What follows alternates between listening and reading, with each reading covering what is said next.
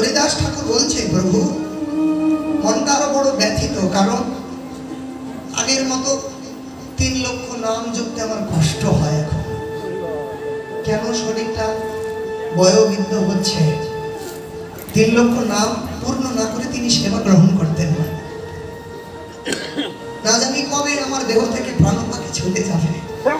মনটা বড়, যাবার সময় আমি তোমার নাম জপতে পারবো কিনা, প্রভুর নাম জপতে পারবো কিনা, এই ভাবনায় চিত্তটা বড় ব্যাকুল।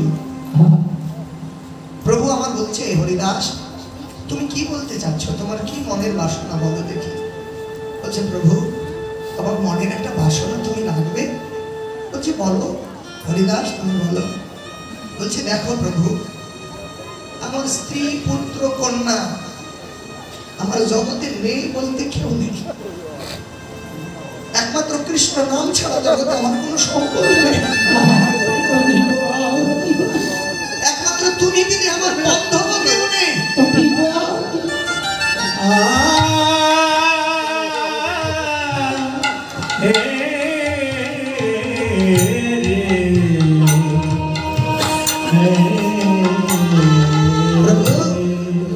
জগতে যার পুত্র থাকে শেষ দিনে পুত্রেরা কি করে? পিতার অন্ত্যেষ্টিক্রিয়া করে। জগতে তো আমার কেউ নেই। তবে তোমার কাছে আমার একটা প্রার্থনা প্রভু, আমার যখন দেহ থেকে প্রাণ পাখি যাবে, আমি তোমার বদনের দিকে চেয়ে থাকবো।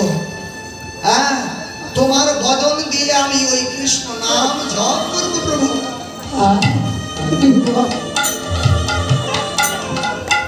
তোমার বদন দিয়ে আমি কৃষ্ণ নাম জপ করব, তুমি বদনে জপবে, আর আমি তাহা দর্শন করতে করতে আমার দেহ থেকে যেন আমার প্রাণ পাখি চলে যায়।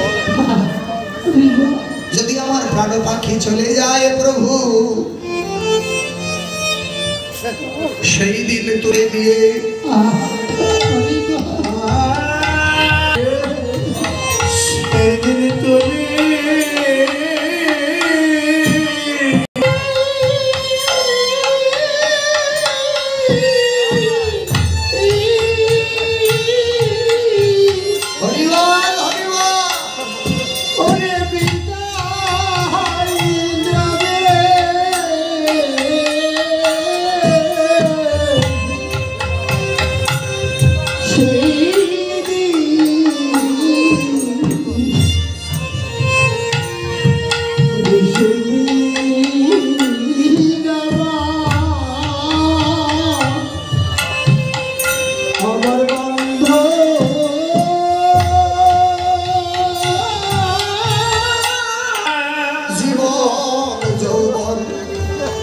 আমি গোবিন্দ চরণে নিবেদন।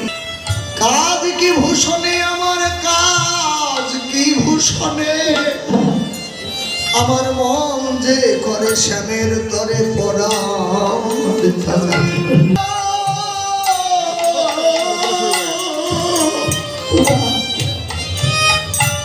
যে বেশে আমার গোবিন্দ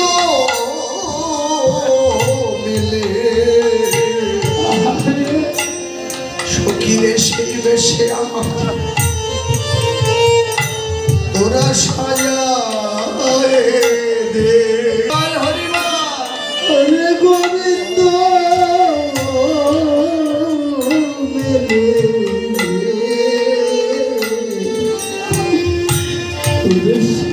মিলে, আমার তোরে সাজায় দে। কি হবে আমার স্বর্ণালঙ্কার করে, কি হবে আমার কেশটা সুন্দর করে বেনি বেঁধে, কোনো লাভ নেই। ললিতা, বিশাখা, তোরা যদি আমাকে সাজাই দিতে চাস তাহলে আমাকে যোগিনীর বেশে সাজিয়ে দে। এই বেশে আমার কৃষ্ণ মিলে, যে বেশে আমার গোবিন্দ মিলে, তোরা আমাকে সেই বেশে সাজিয়ে দে। বাবা, মানুষ দেখবেন এই জগৎ থেকে যখন চির বিদায় নেয়, তখন তার দেহ থেকে, এটা আমরা সকলেই জানি, শুধু একটু ধারণাটা মনে করিয়ে দেওয়ার জন্য আবার বলছি।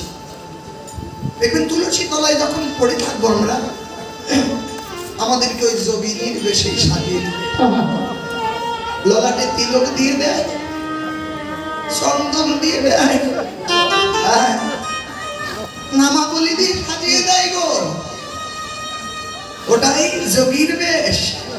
কারণ প্রত্যেকটা মানুষের এমন বেশ, এমন মনোভাব হওয়া উচিত।